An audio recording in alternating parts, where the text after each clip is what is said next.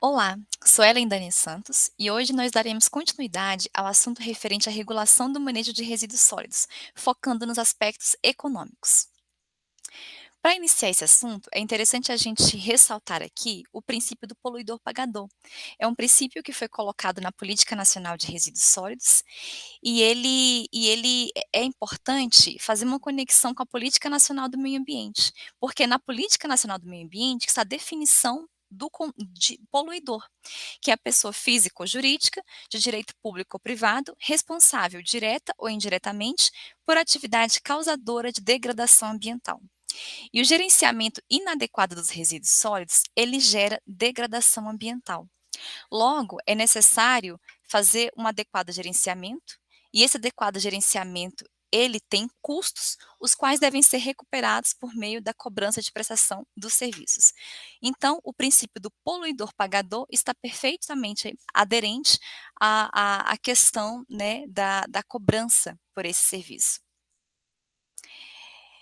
Eu trouxe um quadro aqui do IBGE, que é da Pesquisa do Orçamento Familiar 2017-2018, que traz o valor que se paga por determinado serviço, né. Então a gente tem aqui que uma família de 4 pessoas, ela paga pelo pacote familiar de celular e internet, ali em média R$ 160. Energia elétrica, né, ali em média R$ 220, gás R$ 80, água e tratamento de esgoto domiciliar R$ 130 e coleta e tratamento de resíduo domiciliar R$ 50. Então, a gente percebe que a sociedade, de maneira geral, ela já reconhece a importância de pagamento de determinados serviços. Então, há um reconhecimento do valor ali, né, do pagamento pelo serviço de internet, de telefonia, de energia elétrica, e é necessário também reconhecer a importância pelo pagamento do gerenciamento adequado dos resíduos que nós geramos. De acordo com os dados divulgados pelo SNIS, no ano de 2020, cerca de 40,3% dos municípios que preencheram o sistema declararam cobrar pelos serviços de manejo de resíduos sólidos, né? Ou seja, a maioria não cobra. E desse número que cobra, 56,5% disseram que tem uma autossuficiência financeira para cobrir os custos desses serviços. E esse percentual de cobrança, ele varia de região para região no Brasil. Então a gente tem que a região sul é a região onde a gente tem o maior índice de cobrança pelo serviço de manejo de resíduos sólidos, com 83,5%. Em segundo lugar vem a região sudeste, com 46,2%, né. Depois temos a região centro-oeste, perdão, a região norte com 20 com desculpa, a região centro-oeste com 27,2%, a região norte com 19,5% e a região que tem o menor percentual de cobrança, ela é a região nordeste com 6,6%. E o que diz a nossa Política Nacional de Saneamento Básico sobre a cobrança? No artigo 29 da Lei 11.445, ela estabelece que os serviços públicos de saneamento básico terão a sustentabilidade econômica e financeira assegurada por meio de remuneração pela cobrança dos serviços e, quando necessário, por outras formas adicionais, como subsídios ou subvenções. E especificamente sobre o serviço de limpeza urbana e manejo de resíduos sólidos, estabelece que pode ser feito na forma de taxas, tarifas e outros preços públicos. E lá no artigo 35, ela vai falar, né, dar mais detalhes sobre essa cobrança referente ao serviço de limpeza e manejo de resíduos sólidos. Ela diz, o artigo 35, que as taxas ou as tarifas decorrentes da prestação desses serviços deverão considerar a destinação adequada dos resíduos coletados e o nível de renda da população da área atendida, de forma isolada ou combinada, e ainda poderão considerar outros aspectos, né? Como as características dos lotes e as áreas que neles podem ser edificadas, o peso ou volume médio coletado por habitante ou por domicílio, o consumo de água, a frequência de coleta. E ainda menciona e estabelece que a não proposição de instrumento de cobrança pelo titular de serviços, no prazo de 12 meses da vigência da lei, configurará renúncia de receita e exigirá a comprovação de atendimento, estando aí os responsáveis sujeitos, né, a arcar com as consequências previstas na Lei de Responsabilidade Fiscal. E para falarmos da forma de remuneração desses serviços, é interessante a gente ponderar que o serviço de limpeza urbana e manejo de resíduos sólidos, eles possuem natureza jurídica diferente. Então, é necessário que a gente entre aqui na questão da divisibilidade dos serviços. O que que é um serviço indivisível? O indivisível, ele é caracterizado como aqueles prestados pela administração pública para atender a uma coletividade, ou seja, a todos os usuários, a toda a sociedade, sem possuir um usuário determinado. Então, a gente tem como exemplo de serviço indivisível o serviço de iluminação pública e o calçamento de vias, né? Então, a iluminação pública é para todos. Não há como individualizar, né, quanto que aquela iluminação pública ela está sendo ali, né, prestada para um cidadão ou outro, é para toda uma coletividade. Então, é inviável a cobrança desse tipo de serviço indivisível por meio de taxa ou tarifa, porque juridicamente, né, foi estabelecido que taxa e tarifa é uma remuneração mensurável e proporcional ao uso individual para cada usuário. Então, esses serviços indivisíveis, eles são e devem ser custeados pelo orçamento geral do município.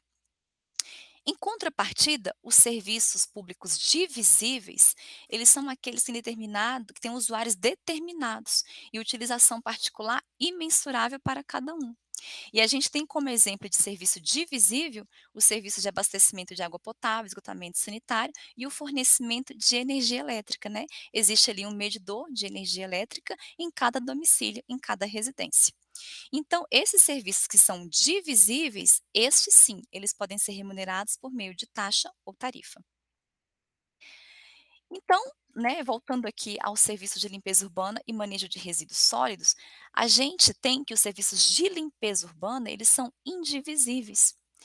E as atividades que integram o serviço de limpeza urbana são a varrição de rua, né, a limpeza de monumentos públicos, a limpeza de bueiro. Então, são serviços prestados a toda uma coletividade. Todos vão se beneficiar da varrição das ruas, da limpeza dos monumentos públicos, né, da limpeza de bueiro. Então, são exemplos aí de serviços indivisíveis. E por esse motivo, por essa questão da indivisibilidade, eles não podem ter a sua prestação remunerada por taxa ou tarifa. Já os serviços de manejo de resíduos sólidos, eles são serviços divisíveis. E integra aí o serviço de manejo, a coleta, o transbordo, a triagem, o tratamento e a disposição final, né. Então é possível você mensurar a quantidade que é gerada em cada domicílio, em cada residência. É possível você estimar, individualizar essa quantidade que é gerada.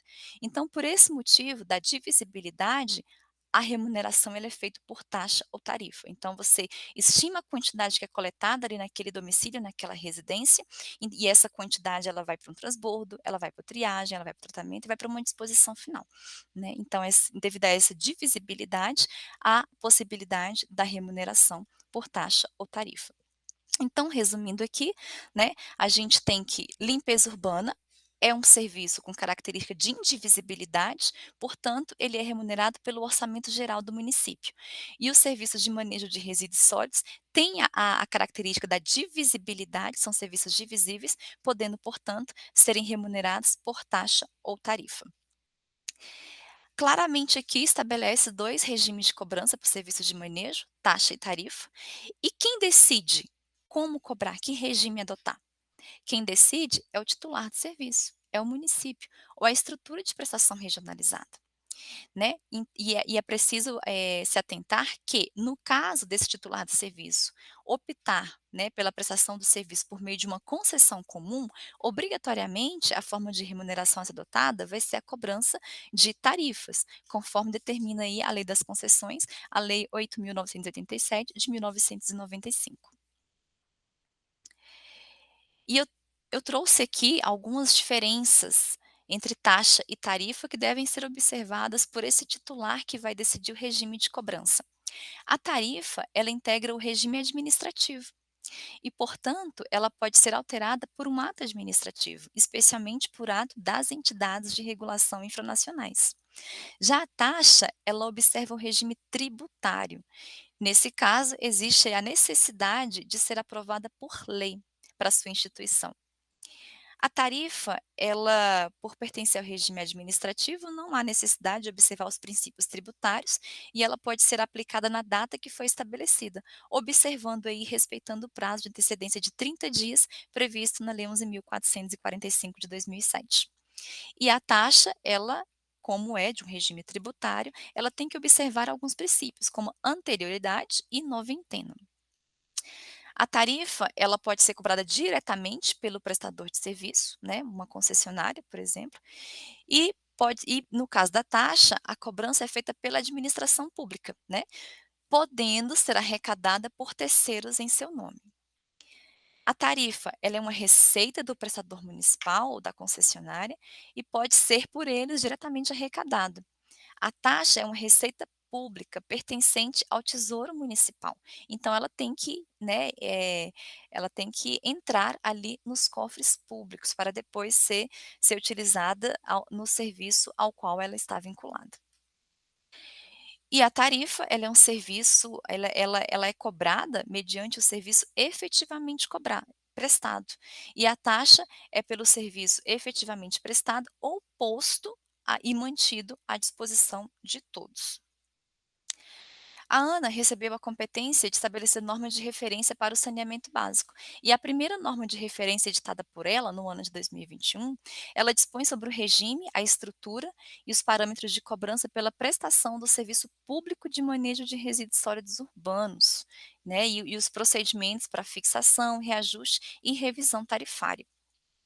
E ela trouxe conceitos muito importantes relacionados a esse tema. O primeiro deles é a sustentabilidade econômico-financeira, que é definido como a cobrança, arrecadação e efetiva disponibilização ao prestador de serviço de recursos financeiros suficientes para fazer frente aos custos eficientes e operação e de manutenção, e também dos investimentos prudentes e necessários, como a remuneração adequada do capital investido para a prestação adequada desses serviços no longo prazo. E para garantir essa rentabilidade, é necessário uma receita requerida.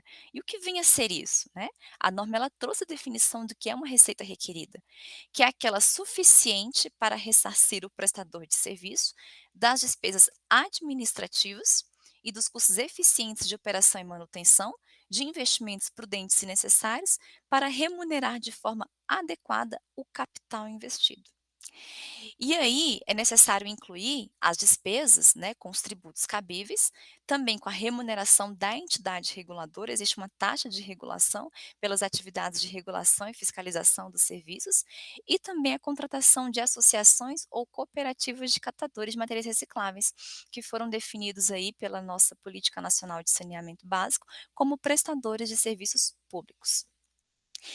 E há também a necessidade de considerar a cobrança social, que deve ser prevista para usuários de baixa renda por meio de subsídios tarifários ou fiscais. E recomenda-se adotar para essa cobrança social o cadastro único para programas sociais, que é o CAD único, para identificar ali os beneficiários dessa cobrança. Eu deixo aqui algumas referências sobre esse assunto. Ressalto que é importante de haver a sustentabilidade econômico-financeira dos serviços de manejo de resíduos sólidos, para que o Brasil possa, né, alcançar índices cada vez maiores em relação à destinação adequada dos resíduos que são gerados nas cidades. Obrigada.